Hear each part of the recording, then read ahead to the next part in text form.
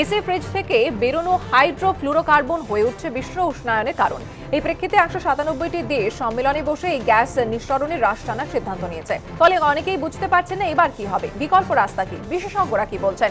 বিজ্ঞানীরা বলছেন যে তুলনামূলকভাবে যদি অ্যামোনিয়া বা হাইড্রোকার্বন এগুলো যদি ব্যবহার করা যায় তাহলে কিন্তু এই গ্লোবাল ওয়ার্মিং পোটেনশিয়ালের দিক থেকে কিন্তু অনেকটা নিরাপদ জায়গায় আমরা থাকতে পারবো।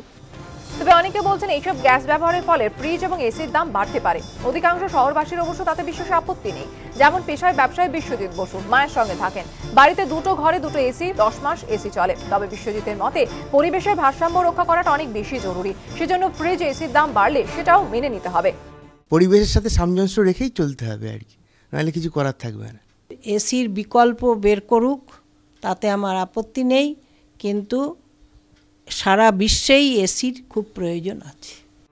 সল্টলেকের বাসিন্দা পেশায় চিকিৎসক কেয়া দত্তরও একই মত। তার সাফ কথা, এসি ছাড়া চলবে না ঠিকই, কিন্তু তার থেকে পরিবেশের ক্ষতিও মেনে নেওয়া যায় না।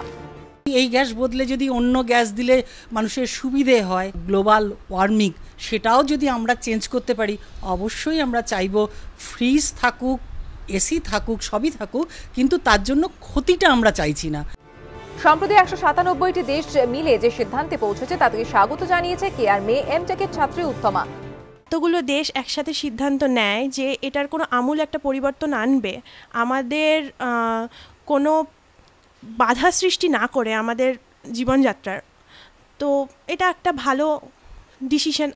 পরের বার গ্রীষ্মে যারা নতুন এসি বা ফ্রিজ কিনবেন বলে ঠিক করেছিলেন তাদের কপালে অবশ্য চিন্তার ভাঁজ পড়েছে। তবু পরিবেশ রক্ষার তাগিদ থেকে তারা বলছেন বাজেট বাড়াতে না হয় আর কটা দিন অপেক্ষা করা যাবে, কিন্তু ভবিষ্যৎ প্রজন্মের জন্য বাসযোগ্য সুস্থ পরিবেশ রেখে যাওয়াটা গুরু দায়িত্ব।